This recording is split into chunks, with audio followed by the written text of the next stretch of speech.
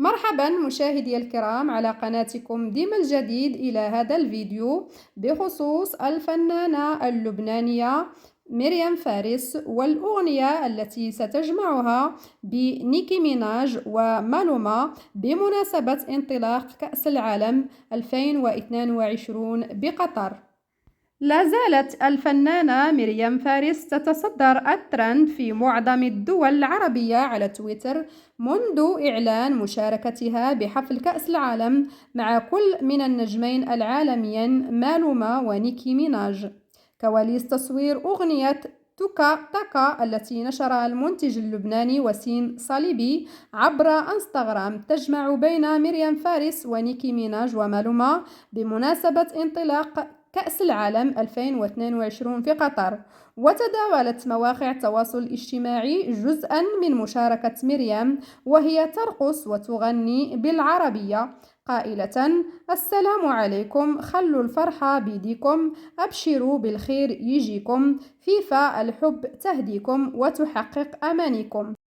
وهاجم عدد كبير من الجمهور أداء مريم وهي ترقص على طريقة النجمة الكولومبية شاكيرا، مشيرين إلى أنها نسخة مقلدة عن الأخيرة ولكن بشكل سيء للغاية.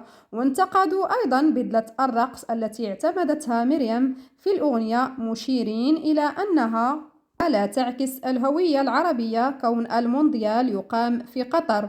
وأعلن الاتحاد الدولي لكرة القدم فيفا إصدار الأغنية الجديدة توكا تاكا في 18 نوفمبر الجاري، مشيرين إلى أنها من إنتاج يونيفرسال أرابيك موزيك لتكون الأغنية الرسمية لمهرجان فيفا الرسمي للمشجعين، وهي مدرجة ضمن لائحة الإصدارات الموسيقية الرسمية لكأس العالم قطر 2022.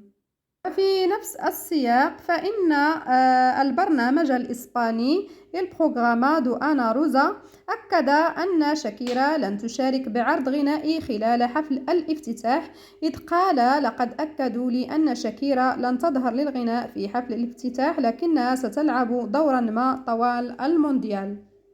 ورجح عدد كبير من الجمهور سبب عدم مشاركتها ووجود صديقها السابق لاعب نادي برشلونة المعتزل جيراردو بيكي ضمن كبار الضيوف بالحفل.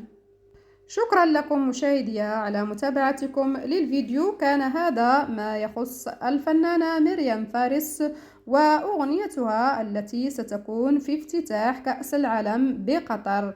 دمتم بخير وإلى فيديو آخر إن شاء الله.